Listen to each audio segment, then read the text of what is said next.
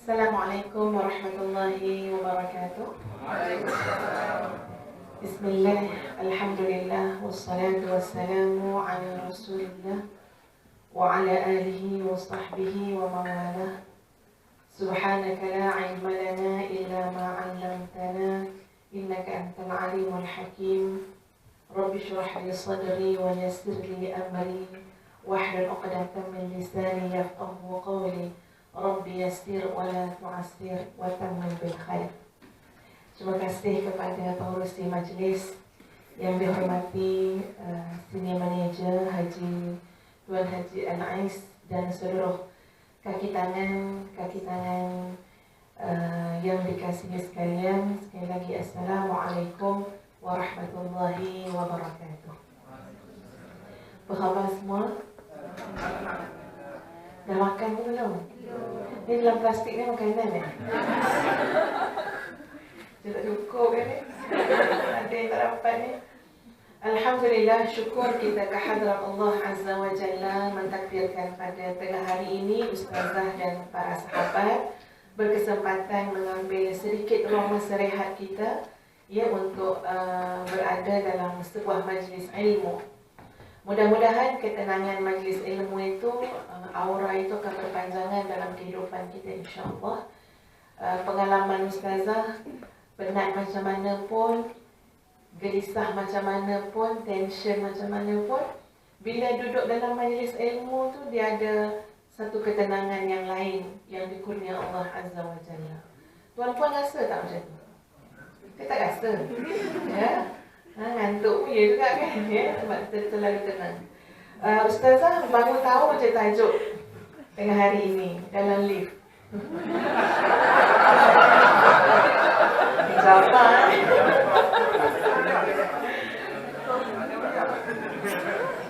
Bukan salah kursi ya. Mungkin Ustazah yang terlepas pandang lah ya. Mungkin salah kursi ni. Tajuknya ialah dalam dakwah dan ibadah dalam rumah tangga Muslim. Apa pun tak apalah, Ustazah cuba sesuaikan dengan niat awal Ustazah. Apa yang Ustazah nak kongsikan dengan tuan-puan yang insya-Allah boleh saja untuk disesuaikan dengan tajuk ini. Ya, di mana tuan-puan sekalian, kalau kita bincang pasal rumah tangga ataupun kerjaya dan sebagainya, Ustazah rasa itu memang sudah menjadi perbincangan asas kita. Tapi hari ini yang Ustazah nak kongsikan dalam masa yang agak terbatas ialah bagaimana ingin mencapai satu kualiti, ya, kecemerlangan, sama ada dalam rumah tangga, dalam ibadah, dalam dakwah ataupun dalam kerjaya kita di syarikat masing-masing. Ya, nak jadi orang yang lebih berkualiti, nak jadi orang yang lebih cemerlang. Kalau isteri, nak jadi isteri yang jauh lebih baik daripada semalamnya. Kalau suami juga begitu, nak jadi suami yang ada kualiti yang lebih baik. Anak-anak, ibu bapa atau siapa sahaja. Jadi insya-Allah pada tengah hari ini yang Ustazah nak kongsikan ialah beberapa K. Ya, insya-Allah kalau sempat 10 lah. Ya, tapi kalau tengok ni sampai 1.5 kan. Mungkin dalam 2-3 K je lah. Ya, insya-Allah mudah-mudahan boleh diingatlah K tersebut yang Ustazah bukan bercakap berdasarkan teori semata-mata, tapi juga daripada sedikit sebanyak pengalaman hidup. Ya, Ustazah dah berumur 40 tahun. Ya, mungkin yang tertua ke yang termuda ni? Ya. Biasalah kan ya. Siapa yang dah lebih 40 kat sini? Cakap tangan.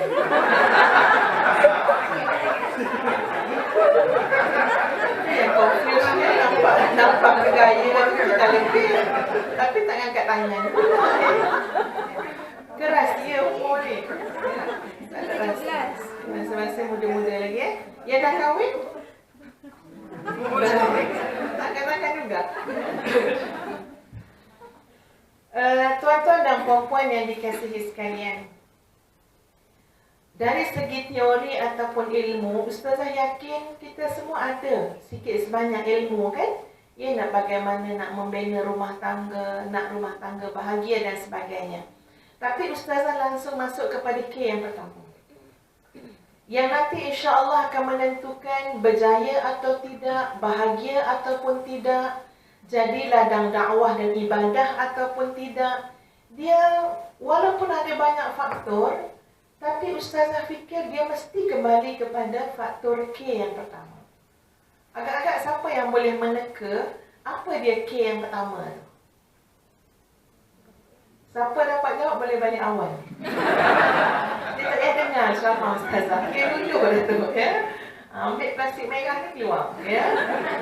Agak-agak apa K yang pertama, tuan-tuan sekalian? Kasih sayang lagi. Kebahagiaan lagi. Ketabahan, keikhlasan lagi. Keimanan lagi. Kekayaan. Mesti orang cakap tu kaya, Lagi, K apa lagi? Okeylah, tutup dah. Takut ada yang betul belakang. Setakat yang tuan-tuan dan puan-puan sebut, belum lagi sama dengan apa yang ustazah nak sampaikan. Yang tuan-tuan dan puan-puan sebut tu semua betul. Betul, tapi tak sama dengan apa yang ustazah nak cakap. K yang ustazah nak sampaikan, K yang pertama ialah keinginan. Keinginan. Betul, faktor ketakwaan tu sungguh memang betul. Keimanan, keikhlasan memang betul. Tapi apalah yang boleh kita buat bila seseorang tak ada keinginan? Setuju ataupun tidak? Apa yang boleh kita buat? Apa yang boleh kita buat? Tak ada apa yang boleh dibuat pada orang yang tak nak. Tetapi, bak kata orang tua-tua, nak 1000 daya, tak nak 1000 dalih. Kalau ada keinginan, yang datang adalah daya. Kalau tidak ada kehendak, yang datang adalah dalih. Tuan-puan datang pada tengah hari ini untuk mendengar ceramah kerana keinginan atau kerana paksaan? Jadi kalau kerana keinginan, datang daya atau datang dalih? Daya. Ya, pasti akan datang segala cara untuk datang. Sebab kita ada satu nikmat yang selalu orang terlepas pandang, iaitu nikmat keinginan. Keinginan yang kuat. Kalau sekarang ya tuan-puan, kita ada keluarga kan? Ya. Kadang-kadang dengan kesibukan bekerja, kesibukan kehidupan ni, kita terlepas pandang bahawa dalam hati kita itu keinginannya semakin susut, semakin merosot. Ada keluarga, ada suami, ada anak-anak. Tapi ustazah pernah dengar isteri-isteri yang bercakap macam ni. Dia kata, tak apalah ustazah, saya dah tak kisah dah. Dia lantaklah suami saya tu. Saya buat hal saya, dia buat hal dia. Ini masih ada keinginan untuk bahagia ataupun tidak? Kalau macam ni dia punya intonasi, nada, bahasa dia, pada ustazah dia dah makin susut. Ya? Yang susut tu mula-mula sekali ialah keinginan. Kalau tuan-tuan memang berkeinginan untuk menjadikan rumah tangga sebagai ladang ibadah, yang datang dalih ke daya? Dalih. Kalau kita memang berkeinginan nak jadikan rumah tangga sebagai ladang dakwah, yang datang kebahagiaan, daya ataupun dalih, pasti daya dan kebahagiaan, bukan dalih. Ustazah nak membuktikan tuan-tuan sekalian berdasarkan kepada ayat Quran. Allah Azza wa Jalla berfirman begini: Man kana yuridu harthal akhirah. Barang siapa yang inginkan keuntungan akhirat. Ini ingin ni kerja kat mana ni? Dalam kan? Ya, hati. Allah cakap direct. Siapa yang inginkan keberuntungan akhirat?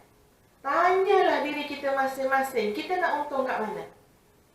Kita nak untung akhirat ataupun tidak? Tanya diri masing-masing. Allah menilai dalam hati kita. Kalau ada keinginan yang membuat-buat untuk keberuntungan akhirat, apa jawab Allah dalam ayat Quran? Man kana yuridu harthal akhirah. Barang siapa nakkan keuntungan akhirat, nazid lahu fi harthih. Kami yang akan tambahkan jalan-jalan keberuntungan. Allah cuma nak tengok nak apa je. Nak apa sebenarnya? Kalau nak beruntung akhirat, nak rumah tangga jadi ladang untuk akhirat. Nak rumah tangga jadi bekal akhirat. Nak rumah tangga jadi lubuk pahala untuk akhirat. Allah respon seperti mana yang kita nak. Nazid lahu fi harthi. Kami akan tambahkan jalan. Kami akan bagi hidayah. Kami akan buka cara. Kami akan tunjuk usaha. Sebab meraihkan keinginan kamu, kamu pun nak keuntungan akhirat. Tengok respon Allah terhadap keinginan. Ayat selanjutnya. وَمَنْ كَانَ يُرِيدُ حَرَثَ الدُّنْيَا.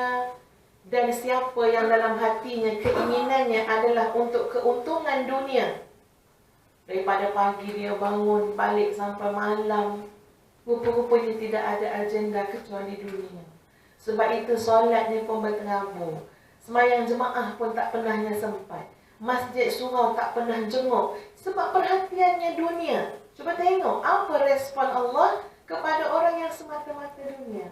Ada rumah tangga, suami, isteri, anak-anak pun nak cari dunia. Anak-anak pun diajar untuk dunia. Apa respon Allah? وَمَنْ كَانَ يُرِيدُ حَرَثَ الدُّنْيَا نُؤْتِهِ مِنْهَا. Siapa yang memang nakkan dunia, nu'tihi minha, kami akan bagi dia dunia. Tengok, betul-betul Allah layan kita apa yang kita nak. Kamu nak harta, melimpah ruah, nak kereta sebanyak-banyaknya, bertukar-tukar. Yes, walaupun sudah lebih daripada keperluan, sudah masuk membazir, nu'tihi minha, kami tetap akan bagi sama macam mana yang kamu nak. Bukan orang jauh yang mendatangkan kekayaan itu, tapi Allah yang akan bagi kita kekayaan. Tapi ingat, tidak membawa kita untuk dekat kepada Allah. Kamu nakkan harta, pangkat, kuasa, pengaruh. Bukan orang lain yang susah-susah bagi kat kamu. Nu'tihi minha, kami akan bagi kamu. Tapi ingat, pengaruh, kuasa yang kami bagi tidak akan mendekatkan kamu pada Allah. Sebab apa? Sebab nun jauh dalam hati kamu, kamu adalah orang yang inginkan dunia. Sambungan ayat, besok berdiri di hadapan Allah, وَمَا لَهُ فِي الْآخِرَةِ مِنْ نَصِيبٍ. Oleh kerana keinginan kamu adalah dunia, sampai besok dekat alam akhirat, kamu tidak ada bahagian apa-apa. Kenapa tak ada bahagian ya Allah? Allah akan jawab, sebab kamu inginkan dunia. Tuan-tuan dan puan-puan boleh faham apa yang Ustazah maksudkan. Bahawa sebenarnya perkara itu, semua keadaan yang berlaku dalam kehidupan kita sekarang berpunca daripada seawal keinginan kita yang sentiasa dinilai oleh Allah Azza wa Jalla. Atau bahasa paling mudah, sebenarnya kita nak apa? Itu soalan yang kena jawab. Sebenarnya aku nak apa kita kerja ni? Aku nak apa berumah tangga? Aku nak apa sebenarnya beranak pinak?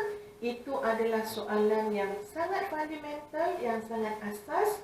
Bila dapat dijawab dengan jelas, maka seluruh ruang kehidupan kita, rumah tangga, kerjaya, masyarakat, semuanya akan jadi lebih jelas dan terarah.